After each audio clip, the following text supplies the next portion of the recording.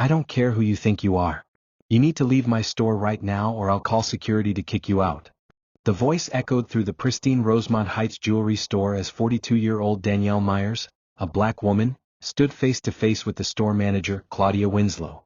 Danielle's hands trembled with barely contained rage, though her navy blue blazer remained perfectly pressed, undisturbed by the tension thickening around her. Her eyes burned with an intensity that made everyone else in the store freeze. There was something in her gaze, something deeper than anger. It spoke of power barely restrained, of someone who had been pushed beyond their breaking point. Claudia's face turned red as she reached for her phone. I'm calling the police. You look like a thief and should be arrested. But Danielle was already ahead of her. She calmly pulled out her own phone, her hands no longer shaking, now deadly steady. Go ahead. Call them. But let me make my call first. Little did Claudia know, this was the beginning of her downfall. The woman she had just humiliated was about to reveal who she really was.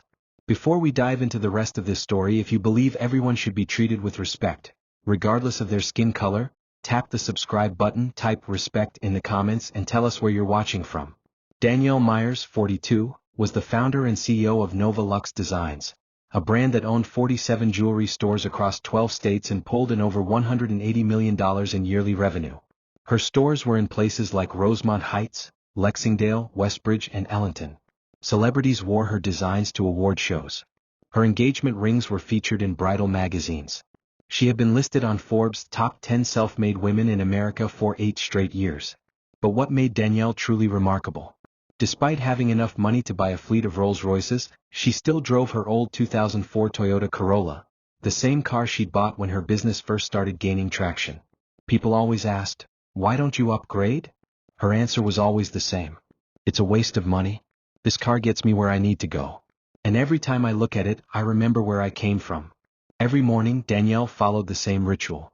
She woke up at 5 a.m., put on her silver bracelet, a simple, tarnished one passed down from her grandmother, and decided which store she would visit unannounced that day. These visits weren't to catch employees doing something wrong. They were to make sure that every single customer was being treated the way Danielle had once wished she had been treated, back when no one believed she belonged in luxury stores. "I built this company," Danielle often told her staff, "so that no one else would feel like they didn't belong." Let's talk about the store where all the drama went down, Nova Luxe Designs, Rosemont Heights. This wasn't just any location. This was the flagship. Danielle's crown jewel. Located on Calverton Avenue, this store alone generated $2.3 million in revenue every month. It was where A-list clients came for private showings, where legacy families shopped for custom heirlooms, and where engagement rings priced like luxury cars were sold almost daily. Danielle had designed every inch of this store herself. From the lighting angles to make every diamond pop, to the curated soundtrack that whispered elegance. Running this store was 38-year-old Claudia Winslow. With perfectly styled hair and a wardrobe that oozed inherited wealth, Claudia had grown up in a Connecticut family where wealth wasn't new, it was assumed. Like eye color or height. To her, managing the flagship Nova Luxe store wasn't just a job, it was her attempt to elevate the brand. She believed not everyone belonged in luxury spaces and took it upon herself to decide who did. Working under Claudia was Kevin Torres, 26, the assistant manager. He was everything Claudia wasn't: empathetic, grounded, and smart. There was also Maya Lin, a 23-year-old art student and sales associate who deeply understood the vision Danielle had for the brand. And then there was Jerome Baxter, 45, the security guard, who needed this job more than anyone else in that building. That morning, Danielle had decided to drop in on Rosemont Heights. She had climbed into her Toyota Corolla, raising eyebrows as usual when she parked in front of the luxury district, and drove through the quiet streets to the place that represented everything she had worked for. When Danielle stepped into the store, she didn't notice the shimmering displays or the soft, classical music playing. She noticed something else. One of the display cases near the center was slightly crooked. She didn't say a word about it. Today's visit wasn't about micromanaging. She wanted to observe. To see how her team treated people when they didn't know the CEO was watching. She brushed her blazer, touched her grandmother's bracelet for good luck, and walked deeper into the store she had built from nothing. Her destination? The Ether Collection. Her personal masterpiece. A $2 million lineup of rare stones representing the height of craftsmanship. The centerpiece? A necklace priced at $350,000. Danielle considered it one of the most beautiful creations in her entire empire. As she approached the display, Claudia noticed her and walked over with a fake smile. If you looked closely, you'd see it didn't reach her eyes. She had already sized Danielle up, and made up her mind about her. "Hi there," Claudia said in a sugary tone that barely hid its contempt. "Looking for something special today?" Danielle, clueless to the judgment happening in real time, smiled. "Yes. I'd love to see the ether collection." Claudia's smile twitched. The ether pieces weren't for everyone. She usually only showed them to clients with appointments or trust funds. "These are our premium pieces," she replied. "They start at $200,000. Danielle caught the change in tone. But she gave Claudia the benefit of the doubt. "I understand," she said. "I'd still like to see them." Now Claudia was stuck. She couldn't flat out refuse, that would be too obvious. But she also didn't want to waste time showing six-figure jewelry to someone who drove up in a Toyota. So she took a different route.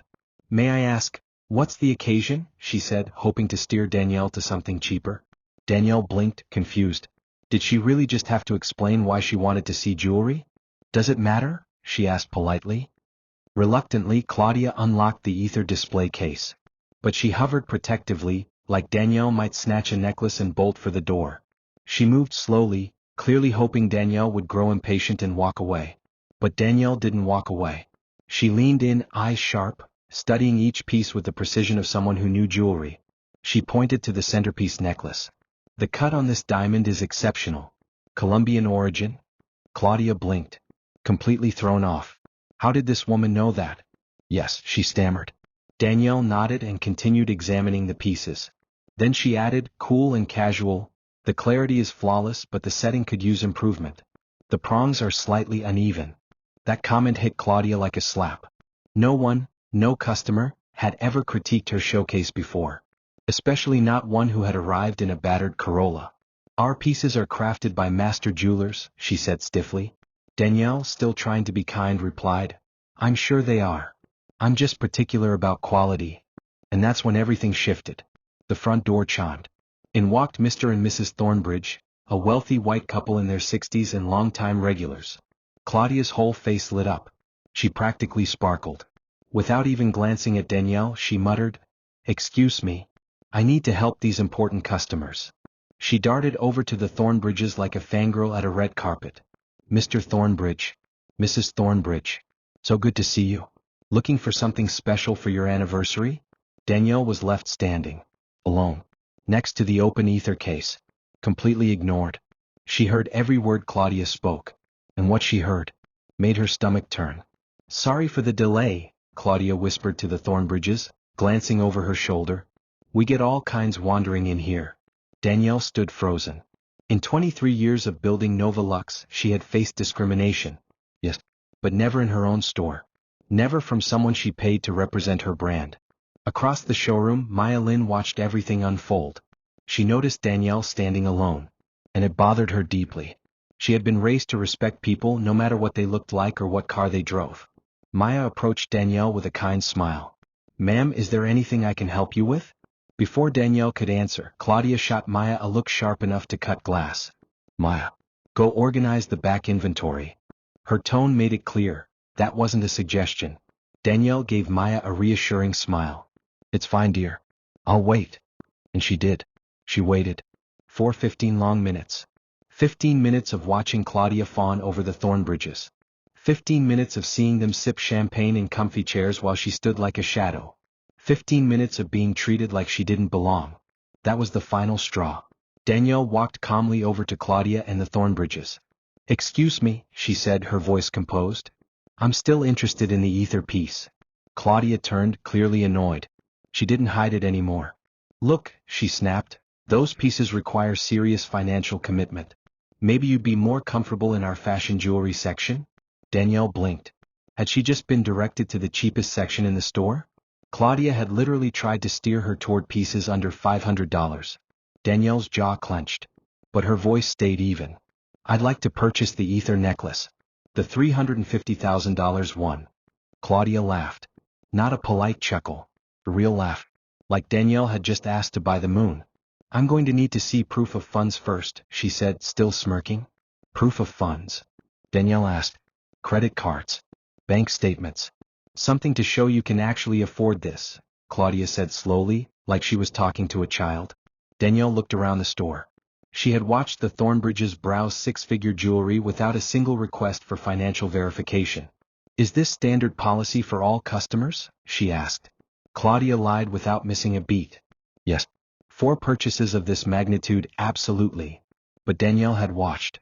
She had seen Claudia pour them champagne, laugh with them, offer discounts, without once asking for proof of funds. And now she was being treated like a con artist. Then Claudia said it. The thing that ended it all. "You don't even look like someone who can afford the ether piece. You're probably here to steal it. So get out." Danielle looked Claudia dead in the eye. "I won't get out." The store froze. The temperature dropped 10 degrees. The Thornbridges stopped browsing. Maya froze behind the counter. Kevin looked up from his clipboard. Even Jerome, the security guard, stepped closer. Danielle had given Claudia every opportunity to act with dignity. She had been patient, calm, respectful. But now, that patience had run out. Claudia's jaw tightened. Her tone turned sharp. "Excuse me?" Danielle's voice didn't waver. It was cool, steady, laced with calm authority. "You've treated me differently from the moment I walked in here." Claudia crossed her arms, eyes blazing with self-righteousness. "I treat everyone according to our store standards." Danielle slowly turned to look around the store, at the Thornbridges who were still sipping champagne in their plush seats, at the display cases only they were allowed to browse, and then back at Claudia. "Your standards seem to change depending on skin color." The words hit like a slap. Claudia's face twisted. "That is completely inappropriate. I'm going to have to ask you to leave, now." But Danielle stood firm. "I'm not going anywhere, until I speak to your manager." Claudia puffed up, full of misplaced pride. "I am the manager." Danielle's tone didn't flinch. "Then I want to speak to your manager." Claudia smirked. "There's no one above me at this location. This is my store." Danielle tilted her head slightly. Her voice dropped to a near whisper, but it was the kind of whisper that carried more weight than a scream. "Your store?" And that's when Claudia made the biggest mistake of her career. Instead of backing down, she doubled down. "Yes, my store," she said, her voice rising. "I run this place. I decide who gets served, and who doesn't." Danielle stood straighter. Her posture shifted. She no longer looked like a casual shopper. She looked like a CEO. "So you've decided? I don't deserve service." Claudia snapped. "I've decided you're causing a disruption and probably a thief."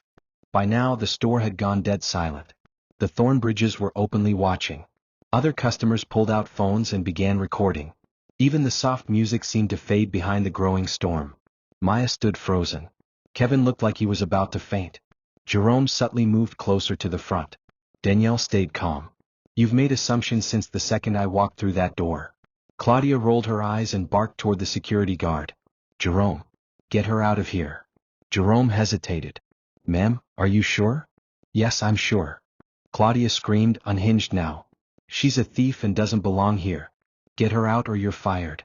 The word fired rang through the store like a gunshot. She had just threatened to fire 2 employees, for refusing to throw out a customer who had done nothing but try to buy a necklace. That was it. Danielle's composure didn't crack into rage. It cracked into something far more dangerous. Cold, focused power. "You want to talk about firing people?" she asked softly, her voice sharp as glass. She pulled out her phone. Her fingers moved with precise fury, not trembling from fear, but from years of being disrespected and underestimated. "Don't you dare record this." Claudia shrieked. Danielle looked up, her voice eerily calm. "I'm not recording. I'm calling my board of directors."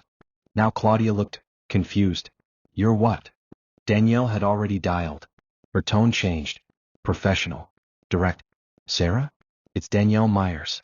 Emergency board meeting. Now." Claudia froze. The name sounded familiar.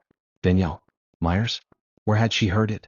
On the other side of the store, Maya gasped, loud enough to turn heads.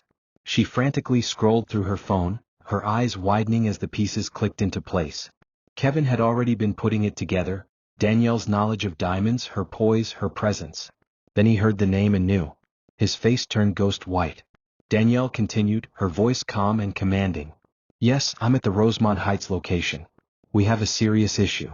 She didn't say a store. She said, the Rosemont Heights location. As in, her own location. "Please conference the full board." "I'll hold." She lowered the phone and looked directly at Claudia.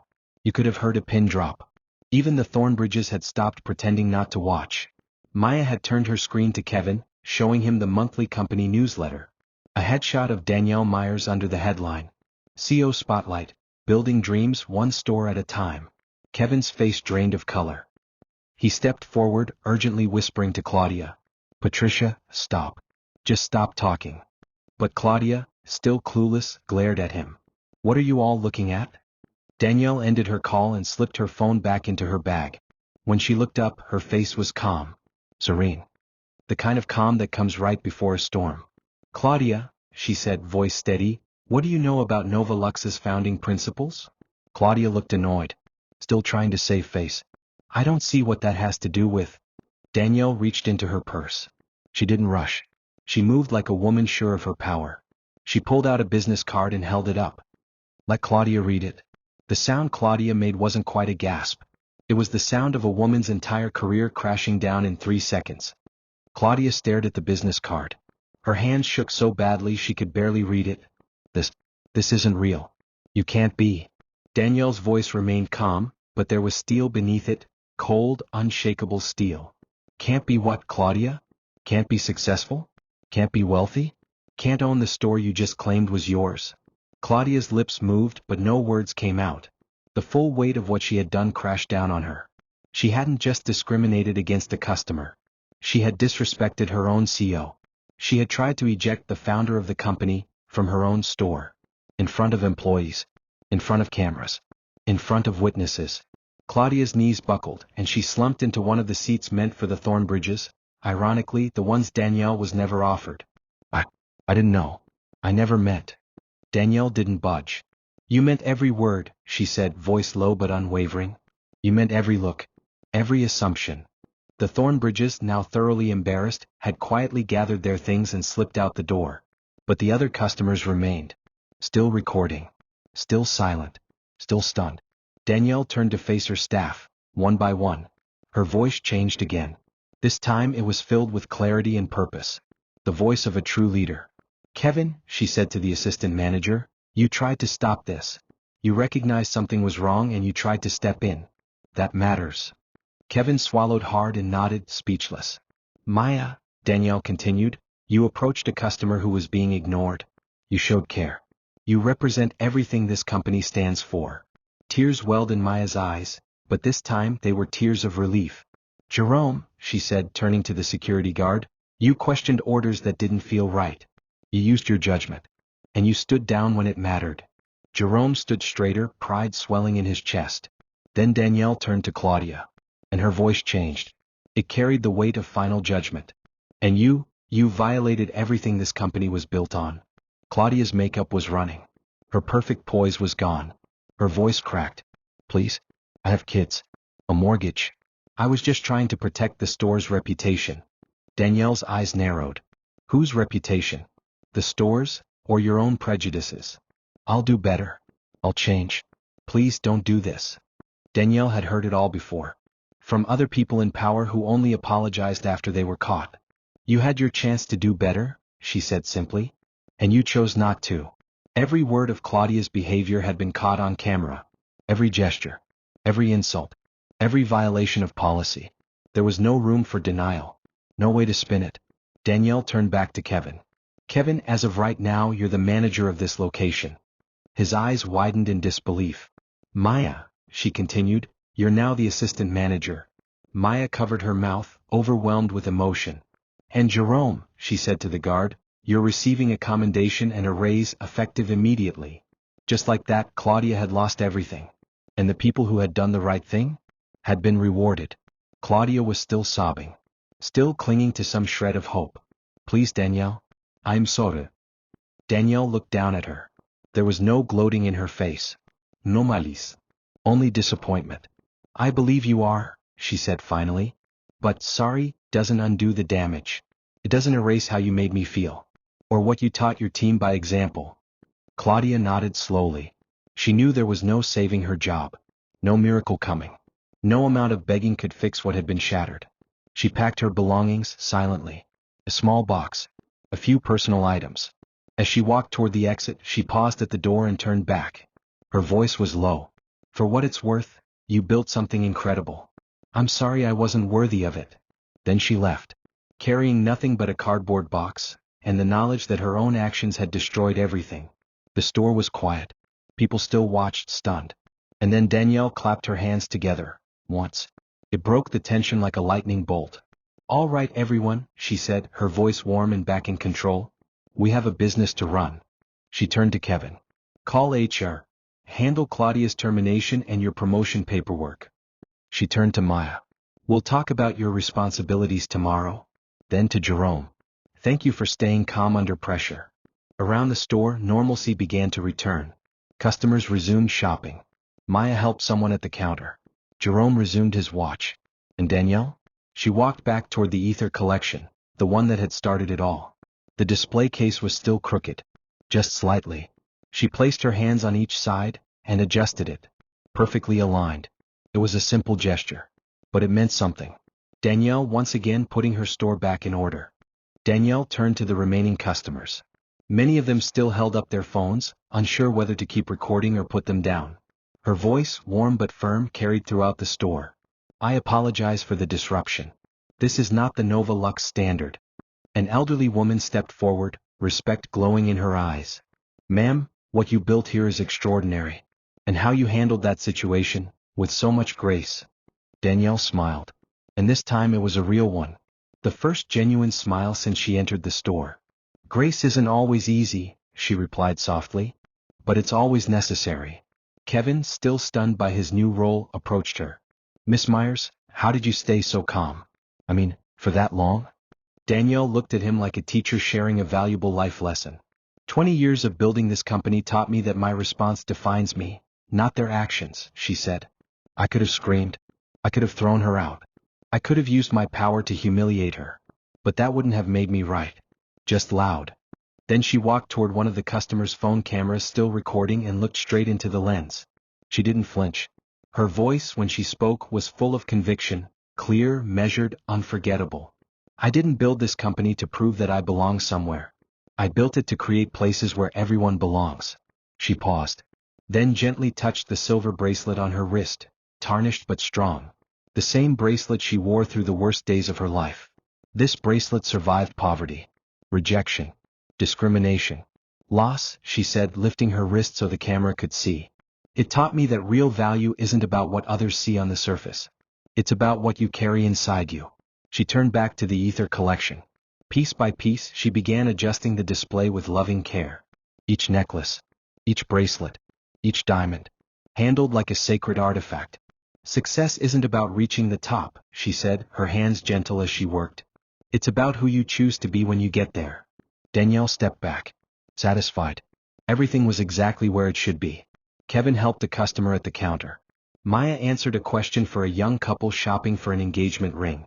Jerome greeted a new visitor with a polite nod. And Danielle looked around, at the store she had built from nothing, at the team she could finally be proud of, and at the customers who had just witnessed what real leadership looked like.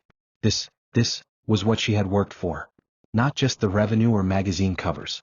But this moment, a space where people felt valued. Where kindness and integrity mattered more than appearances. Where dignity wasn't just a mission statement, it was practice. She had walked into her own store, and been treated like she didn't belong. But she walked out having reminded everyone exactly why she belonged everywhere she chose to go. Through grace. Through strength. Through the unshakable belief that treating people with respect wasn't just good business. It was the only way to build something that lasts. The display case was straight now. The discriminatory manager was gone. And Danielle Myers had once again proven that the most powerful response to prejudice wasn't anger. It was success, lived with grace and used to lift others up. If this story moved you, click the subscribe button and share it with someone who needs to see it. We'll see you in the next one.